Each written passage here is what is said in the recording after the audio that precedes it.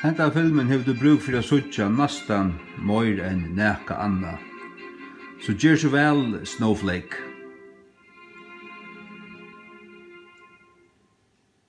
Hygg vel og gnudja eigini. Tun høytna moderne føriska heks. Ger så vel.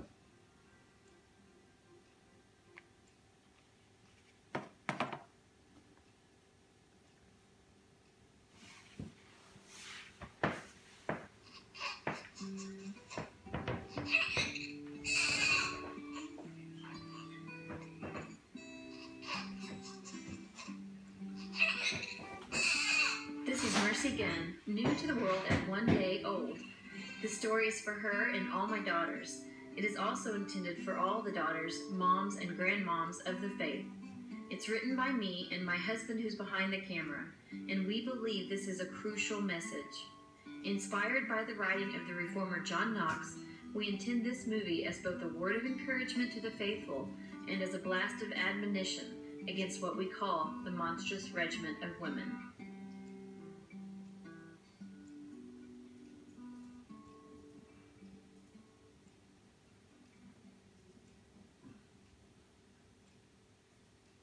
Strength and beauty are in his sanctuary. Strength and beauty are in his sanctuary. Give unto the Lord, all ye kindred of the people. Give unto the Lord the glory due unto his name. Bring an offering and come into his courts. His courts. Oh, worship the Lord in the beauty of holiness.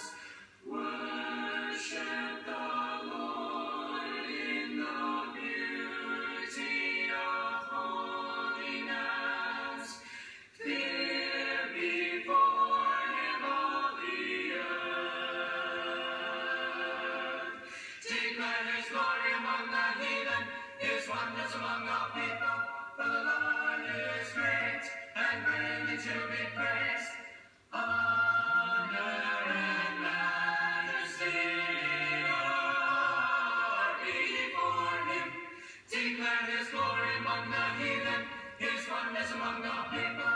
For the Lord is great and greatly to be praised. The Lord is great and greatly to be praised. Greatly to be praised.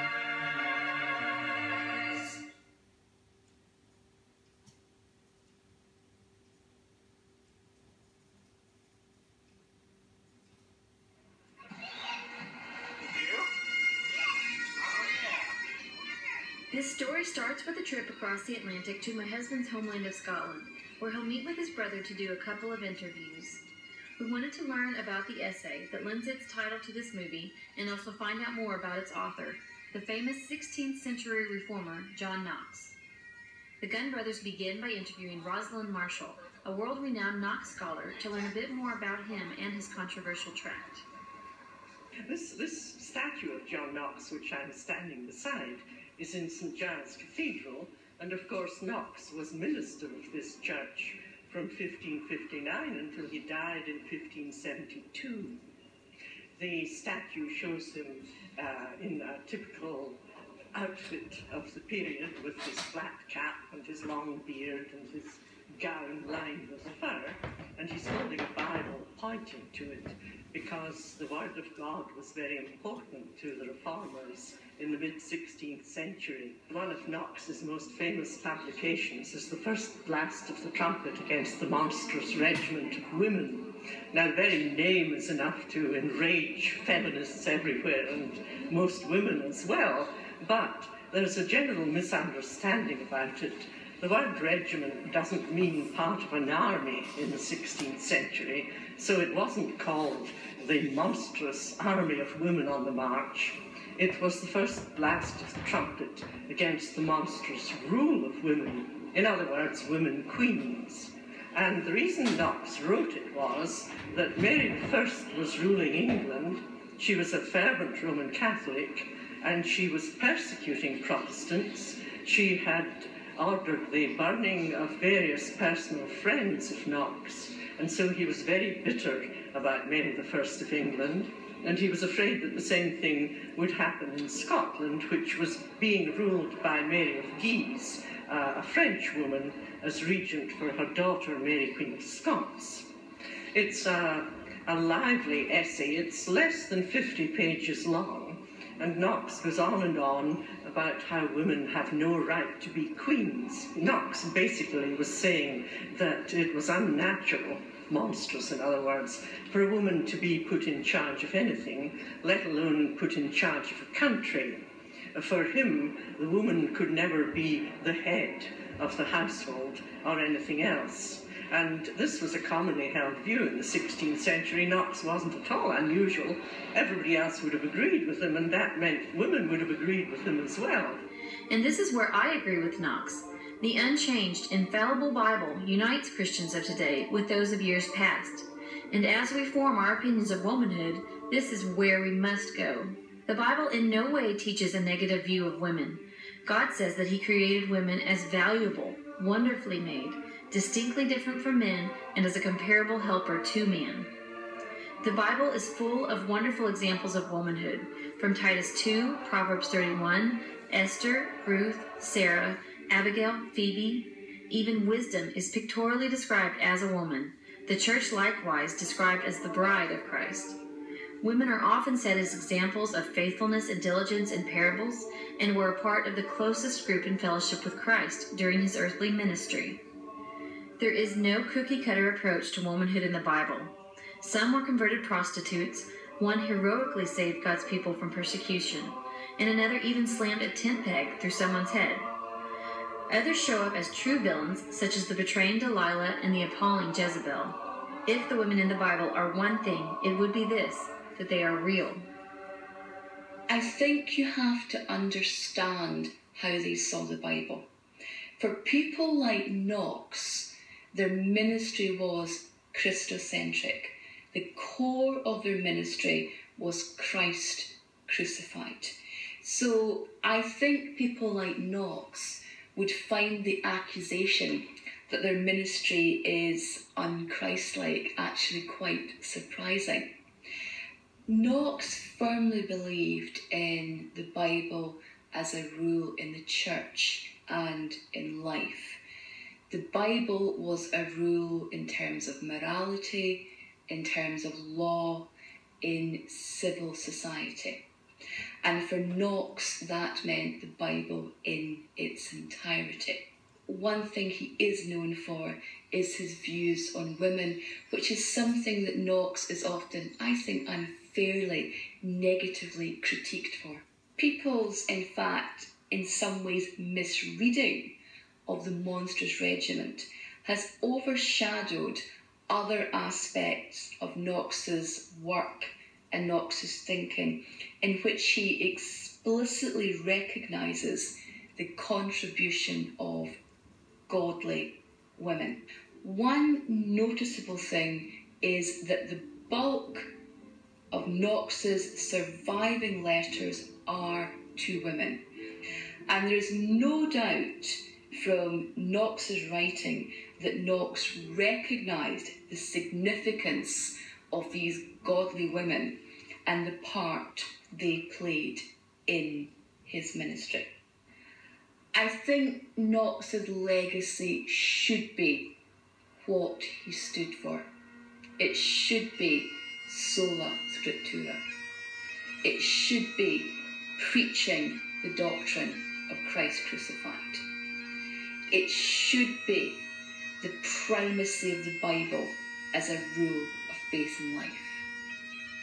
Many misunderstood Knox's essay because they are without his biblical understanding on faith and life issues. So when we approach today's problems, we wish to borrow his biblical perspective and apply his blast against those who rule in the wake of his monstrous queen.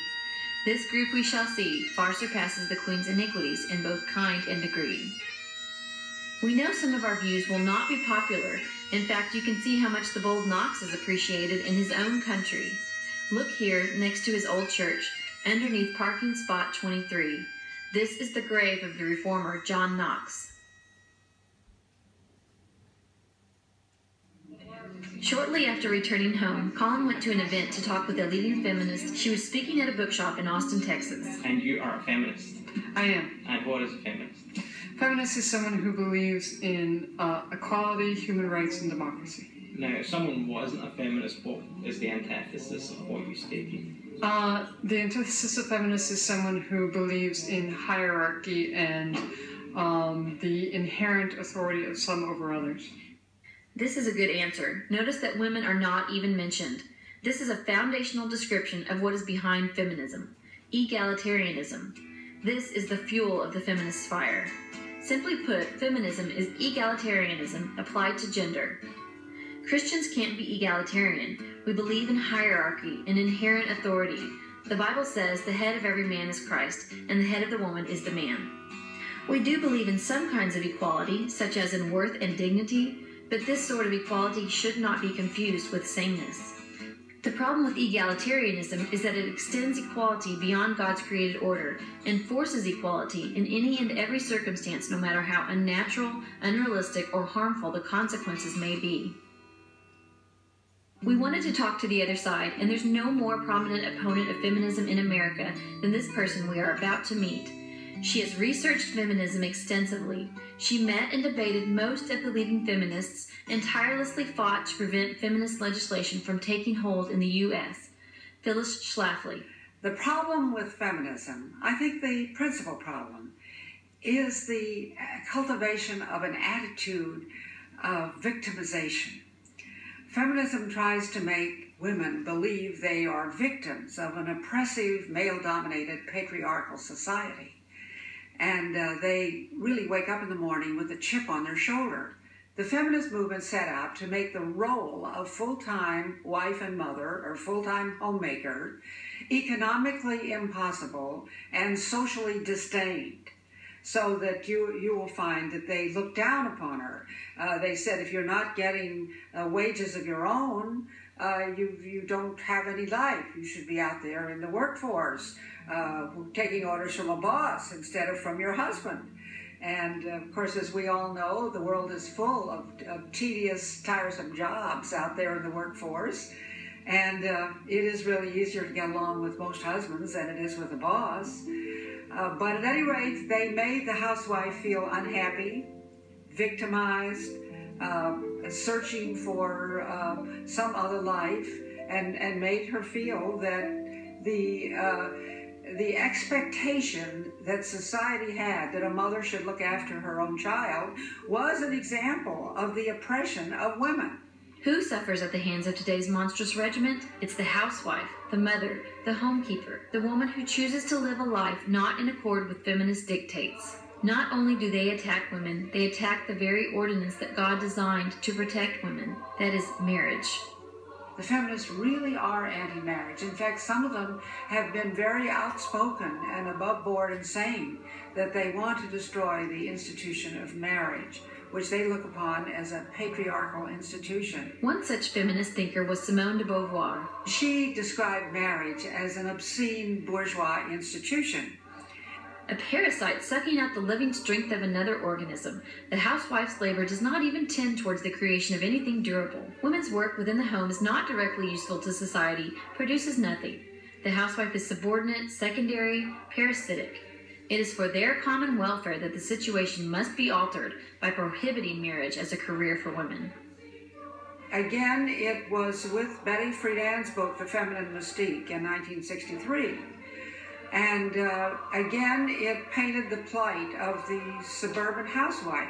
Housewives are mindless and thing-hungry, not people. Housework is peculiarly suited to the capacities of feeble-minded girls. It arrests their development at an infantile level, short of personal identity, with an inevitable weak core of self. Housewives are in as much danger as the millions who walk to their own death in the concentration camps.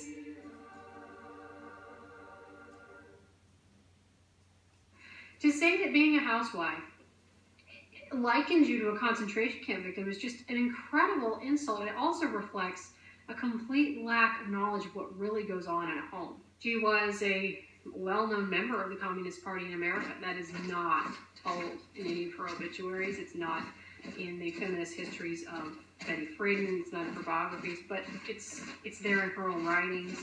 She really liked Engels and Marx and believed in their vision of getting rid of the patriarchal family unit. We don't want the father in charge earning the bread and the mom staying home with the kids. We want it flipped.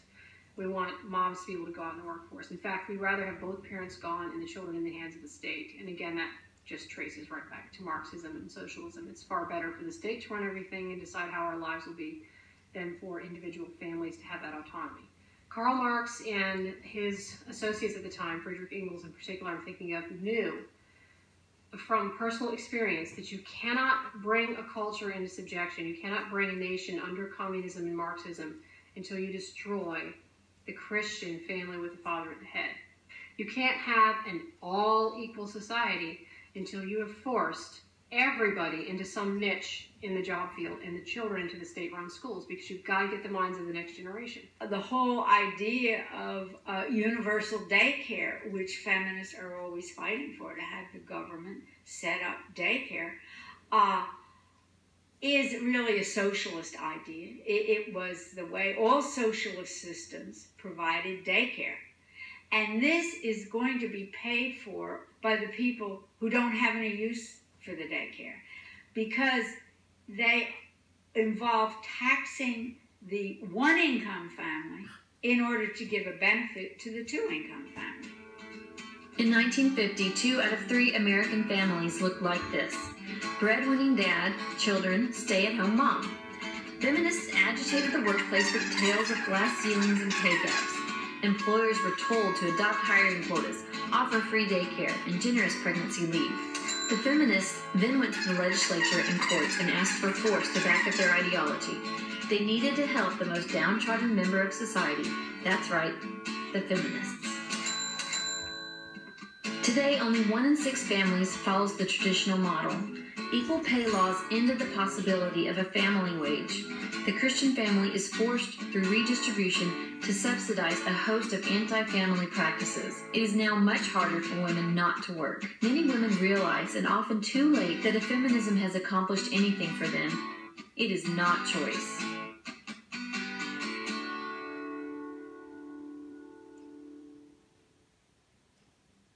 We don't have to look too far to find an example of someone who wants us all to live out her own feminist dogmas.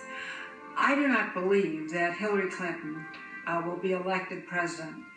She is not a likable woman, and I just don't think people want to elect somebody who fundamentally is not likable. She's angry about lots of things, and that isn't the kind of person we want to lead this country. Her face looks harsh.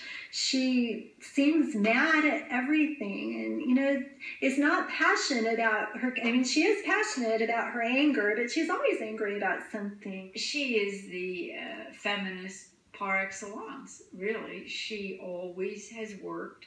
She had 1 child. She has absolutely no sympathy for the homemaker. In fact, at one time when she was criticized, she said, well, what am I supposed to do? Stay home and bake cookies? The Bible makes it very clear that a woman is not to rule over a man. And it doesn't just say in the church, it says a woman is not to rule over a man. In Isaiah, it says even that it's a curse when we have women and children ruling over us. And so we need to be really cautious about embracing that. Deborah is the example that women hold up as to where the Bible says, oh, a woman can hold political office. What about Deborah? But Deborah was not doing it because that was the best choice or because it was even a goal that she pursued herself. She was placed in that position because she was a wise and godly woman, and there were no men who would step up into the leadership. Every man was doing what was right in his own eyes, and it was a sad day when it had to be Deborah doing it. It's not something a woman should be pursuing as her goal in life. The bottom line is God created men for leadership. And he clearly tells us in his word that when women are in leadership, it's a sign of a curse on a nation. He's basically telling people, you've messed up so badly and you've strayed so far from my law that I'm going to put children and women over top of you. That you are only fit to be ruled by women and children. Now, that doesn't mean women are dummies and women aren't capable of leadership in their own sphere. I lead my children every day with the things that we do in our home. There are areas where I am a leader, but I was not created by God to lead a country. Today in America, 7.8 million more women vote than men. America now falls under the indictment of this verse. As for my people, children are their oppressors, and women rule over them. The men of the suffrage era were willing to abdicate their dominion role to the extent that they were ready to give up half of their electoral power to women. Many women understood this at that time and opposed female suffrage. The 19th Amendment can be seen as the point in American history when the father ceased to sit in the gates as a representative of his family's interests. Individualism and self-interest would now be the principal approach to the ballot box. Security, protection, and provision, once the priorities of the father, soon passed to a paternalistic state, which from that point on has continued to expand radically far beyond its constitutional bounds. But this is not the full story. The biggest change we have seen is in the hearts and minds of women. Most of them now aspire to the workforce rather than marriage. It is the expected path for young girls. Which young girl hasn't been asked, what are you going to be when you grow up? Few would expect or accept the answer of housewife or mother. The fact is that if you ask people, you will get small numbers who will identify themselves as feminists. And yet, many of the women who would say, oh, I'm not a feminist, they're living the life that feminists said they should live. We learned that an important writer was speaking nearby on the subject of women in work. Colin went along to ask some questions. I wanted to encourage young women to listen to their inner voices as they choose their path in life, not only to listen to what culture and society says they should do, but rather to follow a path dictated by what they enjoy the most, what they derive the most satisfaction from. If I listen to my inner voice, it's really difficult. You've got your parents telling you what you should do, your husband, your kids, just society. It's hard to be stood alone with your inner voice. Sometimes your inner desire may be totally insane and crazy, and I don't know. I don't know if it's 100% right all the time. But it's mostly right. I basically believe that human nature is fundamentally good, and that you can trust it if you encourage it to bring out what's inside. Listening to your inner voice and believing that human nature is fundamentally good might be seen as good practical philosophy. But from a Christian perspective, we must reject both. As for listening to your inner voice, the Bible says, the way of a fool is right in his own eyes, and that there is a way that seems right to man, but the heart is deceitful above all things. Also, human nature is not fundamentally good. In fact, the Bible said that none is righteous, and that the imagination of a man's heart is evil from his youth. If you're listening to your own inner voice, then you are setting the law, you're setting your parameter, and you're setting your moral character. And I don't think that I set a very high moral character. I think the Lord holds me up to a much higher standard than I hold myself to. Our friend Kathleen Smith is a former student at SMU where she was trained to join the ministry. My husband felt a call to go into the ministry. He left his lucrative law practice. We moved, sold everything we could, and moved into the dorm and began studies at Perkins School of Theology. The feminism at Perkins and at SMU was very open and very blatant. I had pastors tell me I needed to be in the ministry as opposed to being at home. And there was a call. They really did want women in the ministry in this denomination at that time. And eventually I felt like maybe I was supposed to do that, and I had to be willing to do that. And so I began studies. When I started classes, I was doing very well. I had top grades, and I was learning a lot, but I was miserable. Our children were miserable. My husband was miserable. I cried all the time, and I just constantly was asking, what am I doing? What am I doing? And one day I sat out on the bench outside of Perkins Chapel, and I was crying, and people were walking by, and I didn't care. And one of my dear friends came and sat next to me, and she hugged me, and then she began to tell me that I needed to stop this, that if I was a Christian and I was called to serve, that I had to give up my husband and I had to give up my children. And I knew she was wrong. But I went home and I asked my husband, what is it I'm supposed to do? Am I supposed to leave you? And he said, no, God does not call us to a conflicting service. And I was released and I was free. And I could believe the Bible again because it was true. And I am so delighted to be home and to be a homemaker and a homekeeper. We have 5 wonderful children, 3 of which would not be here had the Lord not delivered us.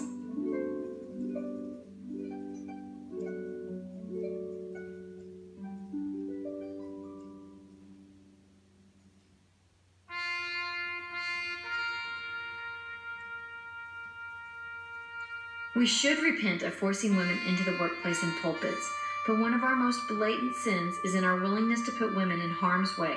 We talked to our friend, a former military cadet. Here's her experience. She asked to remain anonymous in this interview.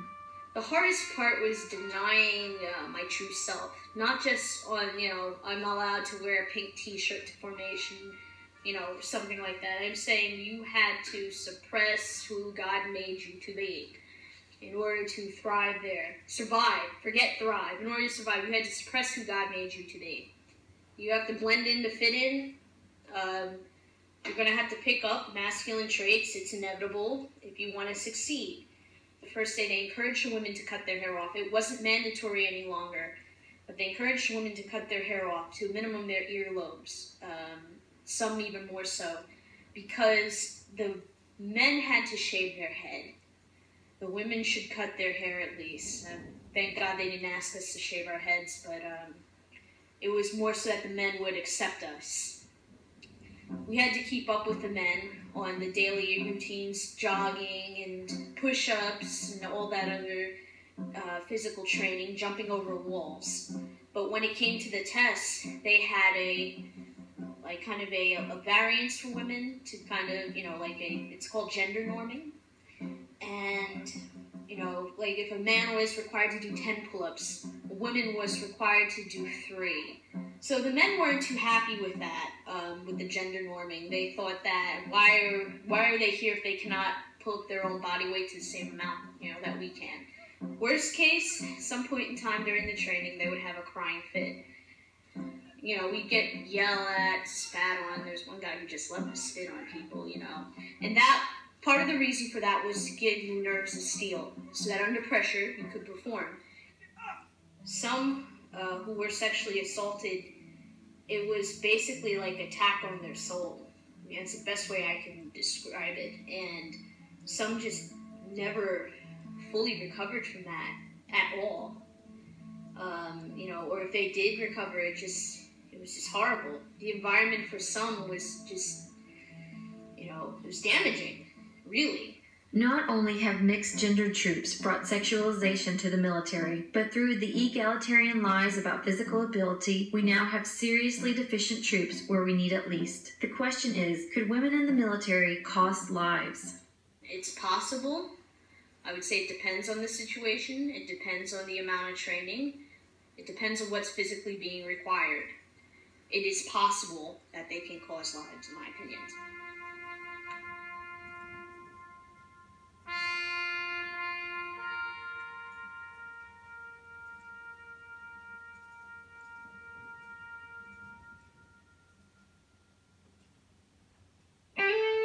Death is a significant outcome of feminism, but if we are to evaluate feminism against other worldviews, we will find that it comes with an unparalleled death toll. Abortion doesn't make me happy. I don't think anybody's like, woohoo, that was great, but I think that it has to be an option.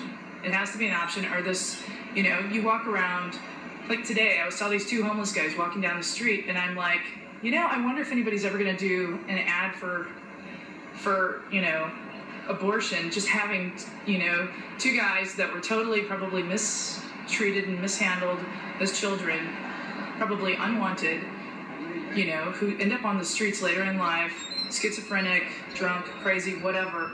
And, I thought, wow, what an inappropriate thought. But then I also thought, some people aren't wanted. I definitely think it's our responsibility as males to step up for what's right, you know what I'm saying? And it's not right for like this, so, this here with that baby on a picture, you know, Christian fascism, you know, I think it definitely, that's what's driving these people is, you know, the fear of the hell maybe, and I don't know, I'm afraid to see what their world would look like. You're dealing with something you can't, it has nothing to do with you. It's a cluster of cells though, we're not, this dude, I'm sorry, but this is insanity, dude. You're not even real. You got that off like the internet. You make that up. But on the real, Have you seen that? Have you seen that? Tell me that you've seen that. I want to know that you personally seen it. Have you? Have you? Say that you have. This okay. Real baby. For the pro-life movement. This ideology. It's not your baby, right? Oh, I hope not. No. You hope not. I hope Poor not. child. I hope not too. Hey, but on the real.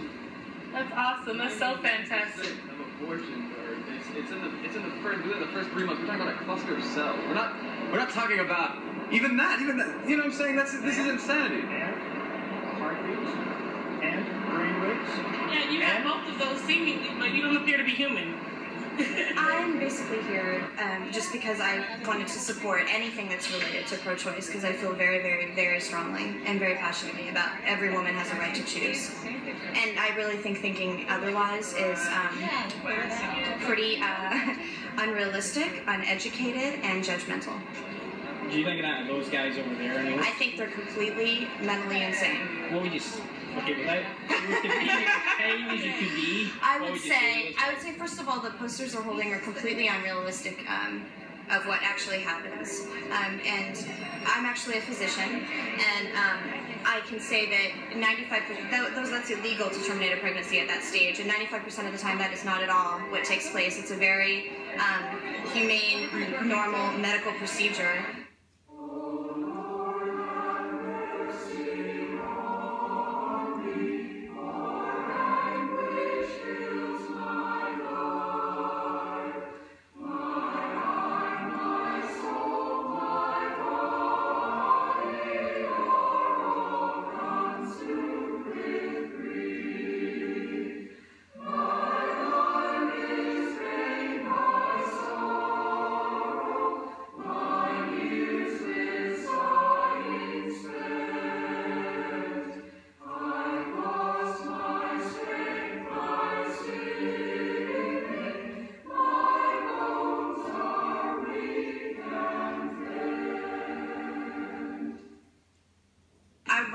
Believed that women have a right to their body and a choice, and I was blessed that I got pregnant when I wanted to, and again when I wanted to, but a lot of women have other circumstances that they shouldn't be forced into a situation that could possibly make them bad mothers, resent their children, resent themselves, not do as well in life. And it ultimately isn't just about life and death, it's about quality of life. And if you can't offer quality life itself it's not enough. I understand that it is, the idea of abortion is very hard, killing a child, and to me, the minute I became pregnant, my child became my child. But on behalf of other women, it's just a bad circumstance sometimes, and they're men. They can't understand. If you notice, all of the protesters out here are men.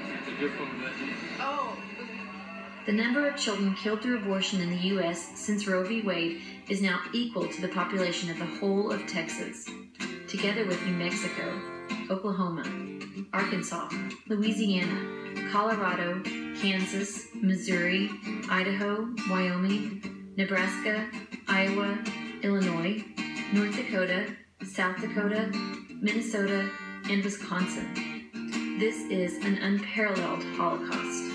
That's a September 11th attack every day in America.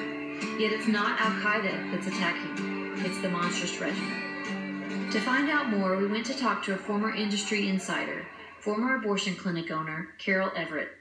First, I worked for a man who owned 4 clinics, but he would not share the money I was making with me. So I took his best doctor, because it's not if, it's when you kill a woman. You need a doctor to help you in the cover-up. The first month we did 45 abortions. The last month we did 545 abortions. Why do I remember those numbers? I worked on a straight commission. $25 for each abortion. Doesn't seem like a lot of money until you multiply 545 and find that my last month's income was $13,625. But that was not enough. I wanted to be a millionaire. And now I saw a way to be a millionaire. At $25 each, we only needed to do 40,000 abortions a year to provide my $1 million income. You see, an abortion clinic can pay for itself in the first month and be a profit center in the second month. We went to schools. We sold abortions to teens.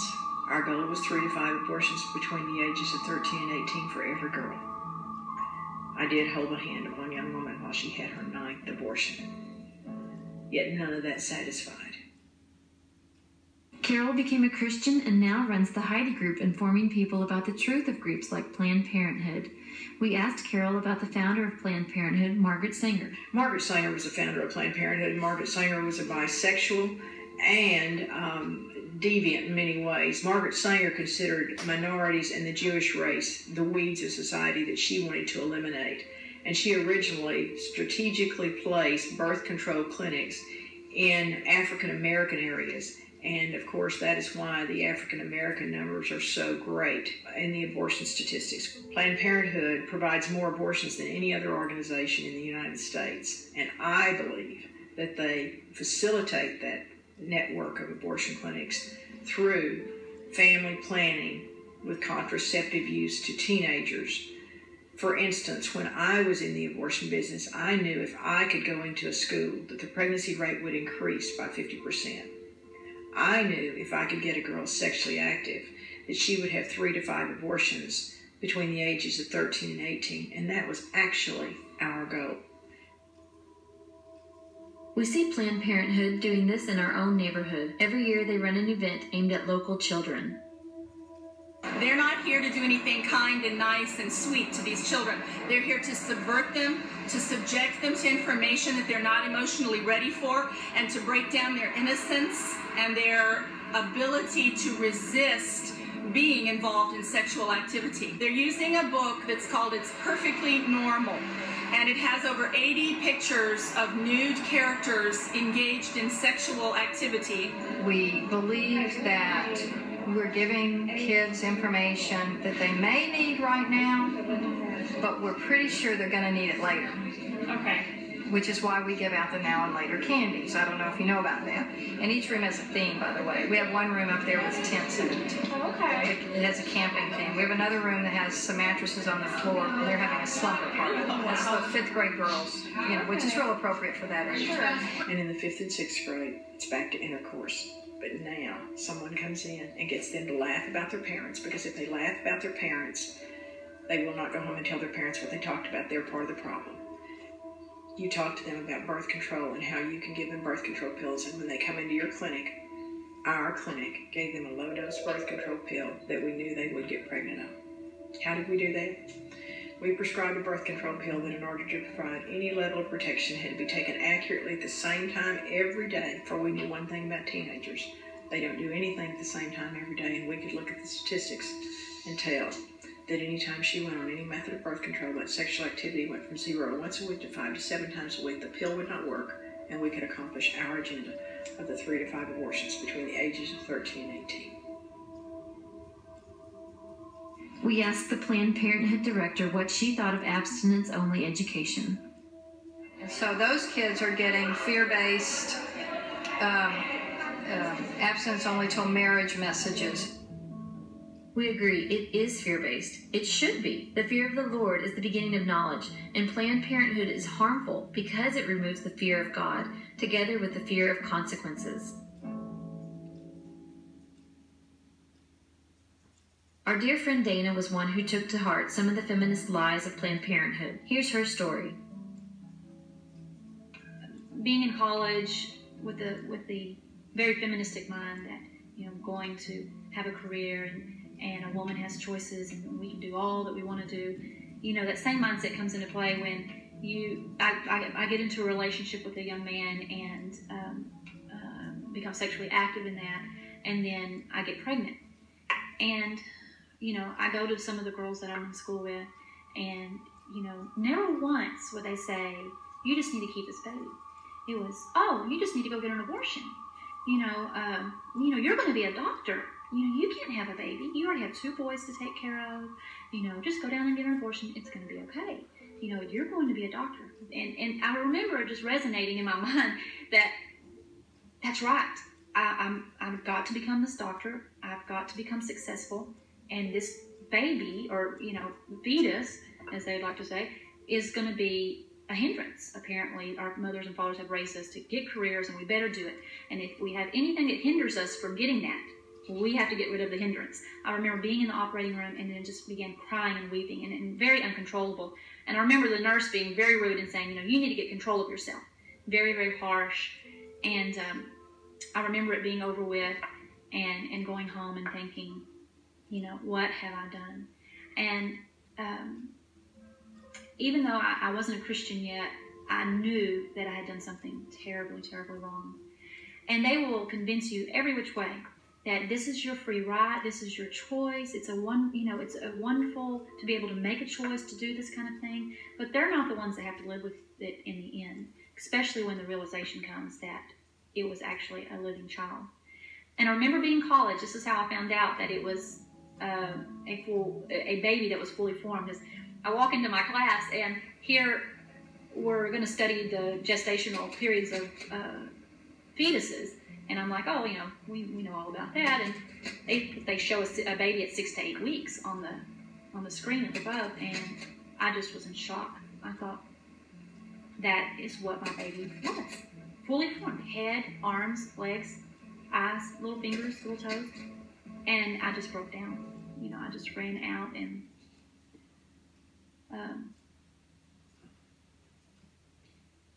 became furious that I had been lied to. And it's the deception. You trust people in authority. It makes me very sad, and then it also makes me very angry, because the sad part comes from the years that I spent not pouring myself into my husband and my marriage, into my children. And and then it makes me angry because I felt like I was lied to, or I wasn't given the whole truth.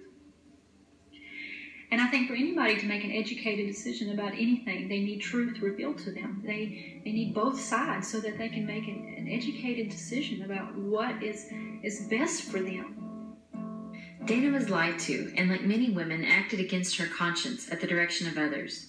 One other deception of the feminist sexual revolution has led to the literal uncovering of American women. Barbie doll, of course, was the first vestige of this. She was based on a sex toy that the founder of the company found in Germany, decided to clean up its act and make it the Barbie doll in America.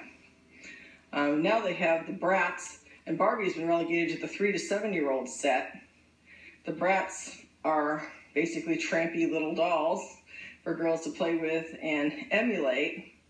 They're this huge booming business. I have no idea why parents buy this for their kids other than the whining of the kids due to the marketing. And on this one issue, you probably could get some support from feminists, because some of them are very concerned about that. They think that it's a victimization of women. Well, they're not in much of a position to make that argument, because I think they victimized women terribly by encouraging them to become sexually promiscuous as they did. And on that issue, when teachers try and change the dress of some of these girls in junior high and in high school, and teachers call it fighting the whore wars. They're trying to get them not to dress like streetwalkers. And the girls will say, well, this is what we learned from feminism. We can be as raunchy as boys. We can be just like guys. And this was one of the terrible results of feminist teaching. And they say, we just want to act like the guys. We want to be like the guys. That is the worst thing that the feminist movement ever did, was to convince several generations of women now that what guys do is what they want to do. When my daughters walk into a room, I want them to communicate virginity. I want them to communicate purity and loveliness.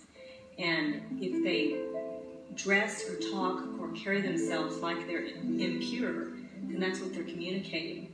And I see that in the world today. I see that in Christian young women today. I see young women that, although they may be pure, physically pure, they may be virgins, they don't look like it. And so what that does is it lies about God. If they're Christians and they're dressing as though they're someone else, then they're lying about God. If a woman wears maternity clothes, she shouldn't be surprised when people think she's pregnant. If you wear a uniform that says you're a police officer, you shouldn't be surprised if people think you're a police officer. So if a woman dresses as though she's loose, she shouldn't be surprised if that's what people think of her character. And as a Christian, that's a real problem, because what we're doing is lying about the nature of God, and we're communicating something we're not.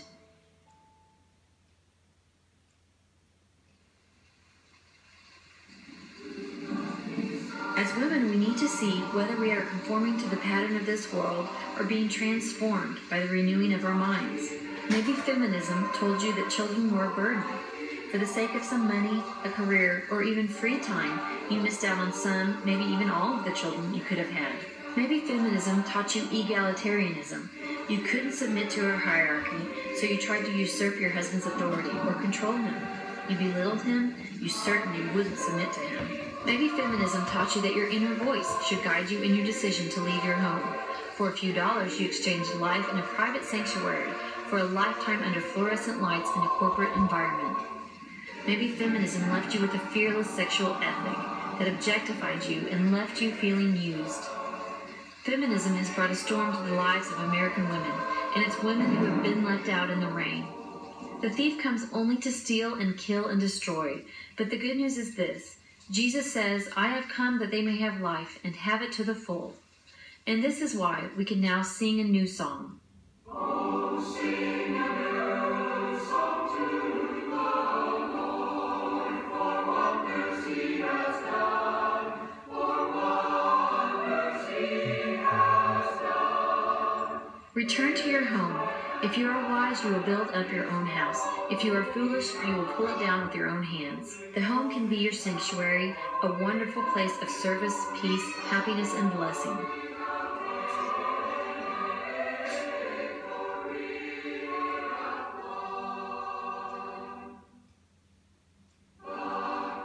Return to your husband.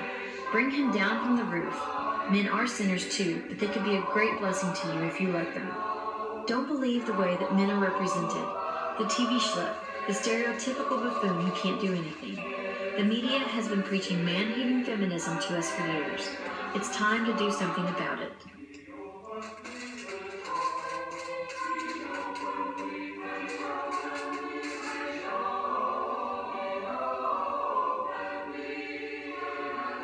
Next, we return to children.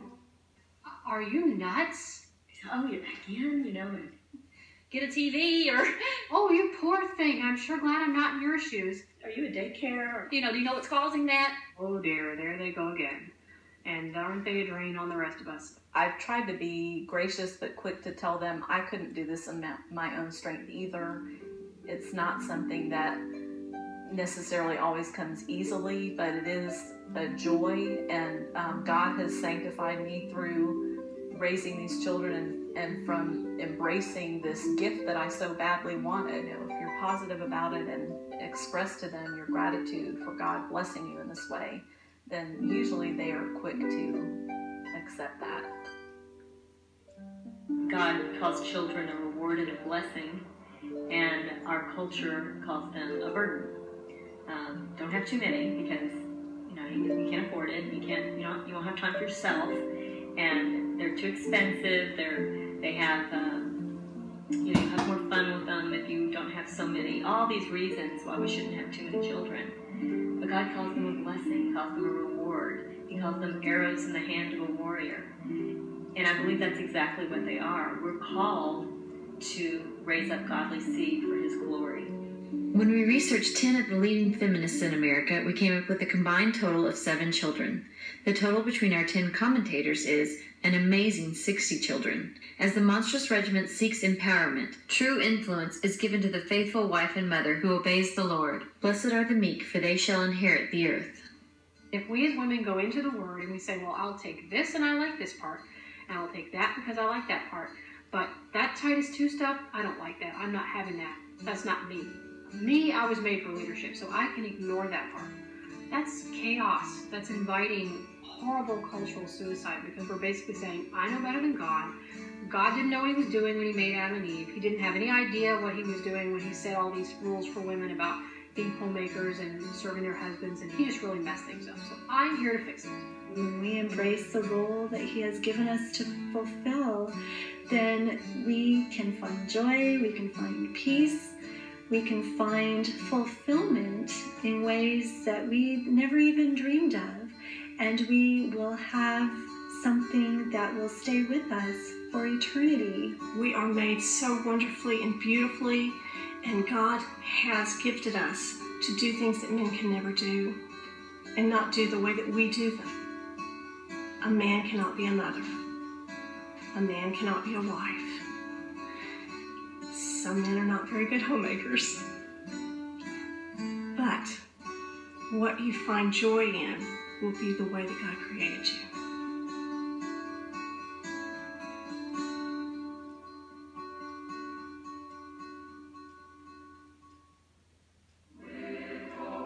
I might not look to a feminist like a liberated woman, but freedom hasn't been won for me by the ballot box, or a protest, or a convention. True freedom means being free from the bondage of sin, free from the curse, freedom from condemnation, and freedom from feminism.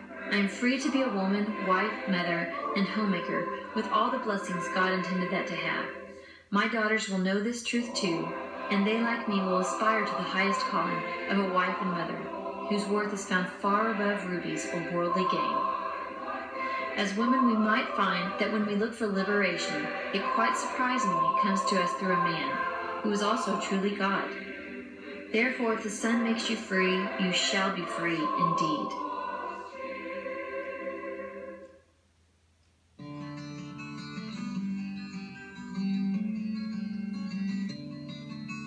Who can find a virtuous woman? For her price is far above rubies. The heart of her husband doth safely trust in her, so that he shall have no need of spoil. She will do him good and not evil all the days of her life. She seeketh wool and flax, and worketh willingly with her hands. She is like the merchant's ships. She bringeth her food from afar. She riseth up also while it is yet night, and giveth meat to her household, and a portion to her maidens. She considereth a field, and buyeth it with the fruit of her hands. She planteth a vineyard. She girdeth her loins with strength, and strengtheneth her arms. She perceiveth that her merchandise is good. Her candle goeth not out by night. She layeth her hands to the spindle, and her hands hold the distaff. She stretcheth out her hand to the poor. Yea, she reacheth forth her hands to the needy. She is not afraid of the snow for her household, for all her household are clothed with scarlet. She maketh herself coverings of tapestry.